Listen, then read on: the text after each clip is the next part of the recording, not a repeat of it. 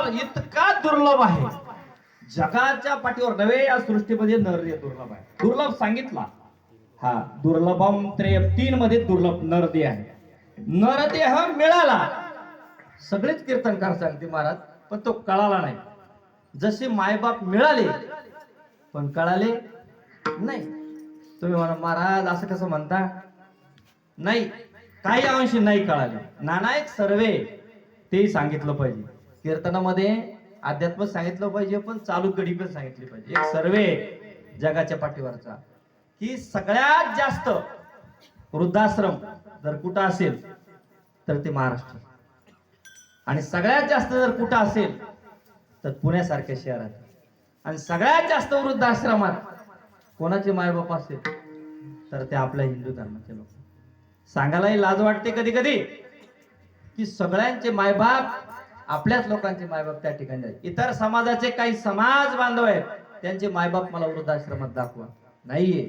आणि म्हणून हा इतका सुंदर नरदेह, तसे सुंदर मायबाप आपल्याला मिळाले. ते मायबाप मिळाले पण कळाले नाही. आणि कळते कधी? निघून गेले नंतर फायदा राहत नाही ना. ज्याला नाही त्यांना विचारा मायची किंमत, बापाची किंमत काय असते ती, आहे की नाही? म्हणून आहे तोपर्यंत.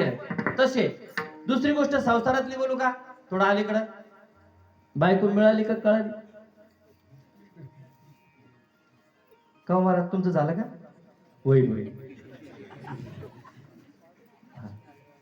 मिळाली का कळाली? मिळाली बी आणि कळाली बी.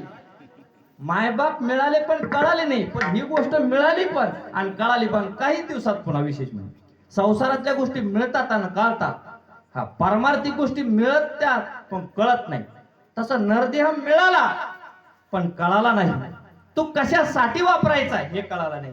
काही गोष्टी मिळाल्या ना तर त्या कशासाठी वापरल्या पाहिजे ती कळलं पाहिजे. एक जण रस्त्याने चालत होता आणि रस्त्याने चालता चालता त्याचा जो कधी हत्यार असायची, बंदूक पिस्तूल काहीतरी असायचा. आणि मग तो रस्त्याने चालल्यानंतर त्याला चोरट्यांनी मारलं. टोकलं जात वातावरण तसं असल्यामुळं त्याला मारलं. ठोकल्याच्या नंतर गावात गेला. गावात म्हणलं ते अमक्या पाटलाला मारलं. अरे त्याला कसं मारलं म्हणे? त्याचा जवळ तर नेहमी हत्यार असतो. त्याला विचारलं तुम्हाला कसं मारलं? म्हणे बा चोर आले, त्याने माझ्या खिशातले पैसे काढले आणि मारलं. म्हणे तुमच्याजवळ पिस्तूल नव्हता का? म्हणे होता. म्हणे बरं झालं म्हणे पिस्तूल हिसकून नाही घेतला, मी लपून ठेवला होता. लपून ठेवला. पिस्तूल कशासाठी होता? चोराचं रक्षण करण्याकरता, चोरापासून आपलं ते लपून ठेवण्यासाठी आहे का? म्हणजे जे हत्यार मिळालं, ज्या कामासाठी मिळालं त्यासाठी वापरलं का? तसं हा नरदेह आपल्याला ज्या कामाकरता मिळाला त्याच्यासाठी वापरत नाही. इंद्रिय किती दिले आपल्याला? किती इंद्रिय? काकड्यात आम्ही दररोज बोलतो. किती इंद्रिय आणि किती सुंदर. हे नाक इथं काऊन दिला असेल बरं? कारण मी साध्या शब्दात बोलणारा महाराज आहे बरं का. माझं उच्च कोटीत लगेच असं लगेच शास्त्रशुद्ध बोलणारा माणूस नाही. गावरान पद्धती जे आहे ती भाषा बोलली पाहिजे माणसाने. नाकीतच का बरं दिलं? काय कारण? हे का नाकी कोण कोण दिलं?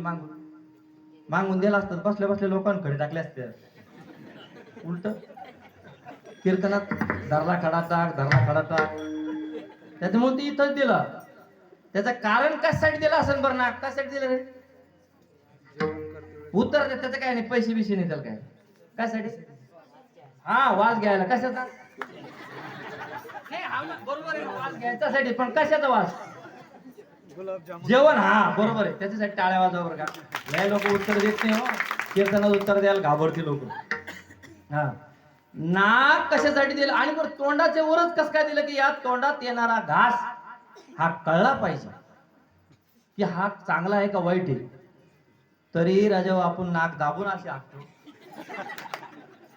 नाक दाबून वास आहे का नाही? वास आला की नाक दाबून चालतं ते असं.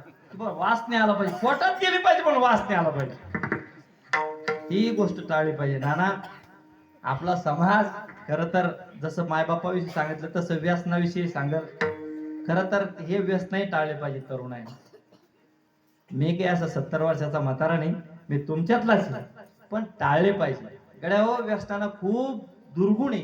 हा व्यसन हा कलंक आहे. ही म्हणजे हे चांगलं नाहीच आहे. ही कली आहे आपल्या घरात. कारण कलीला तिथे एक जागा दिलेली आहे व्यसनाला.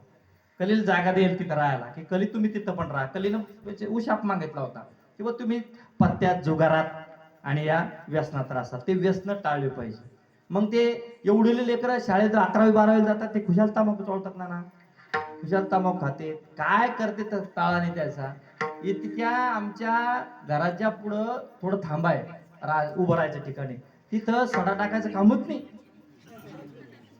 हा, 2 पुढे 1 खट्टी करते, 40 रुपयात भेटते म्हणते, ते 20 आणि 40. असे लोक आहेत. इतका तोबरा भरून ते काय बोलते काहीच कळत नाही, इतकं अवघड आहे. हे व्यसन टाळले पाहिजे. हे शरीर त्याच्याकरता नाहीये. त्या शरीरात निकोटीन नावाचा त्याच्यामध्ये विषारी पदार्थ आहे, जहरीला पदार्थ आहे निकोटीन. आणि तो माणसाला गुंगवतो, फिरवतो, आणि आपल्याला वाटतं की नाही नाही ते बरं वाटतं. तर तंबाखू खाल्ली की दात दुखतो, दाढ दुखायला लागली, खाऊ द्या तंबाखू. कशाची दाढ त्यांना राहत असते का? नाटक करायचे आपले काही, विठाला विठाला. याच्यासाठी सुद्धा मायबापानं ते करणं गरजेचं आहे. मायबापानं आधी टाळलं पाहिजे, तेव्हा लेकरं टाळतील. बापानं आधी व्यसन सोडलं पाहिजे, तेव्हा लेकरं सोडतील. त्यांच्यावर संस्कार आपण घडवायचे का दुसऱ्याने घडवायचे?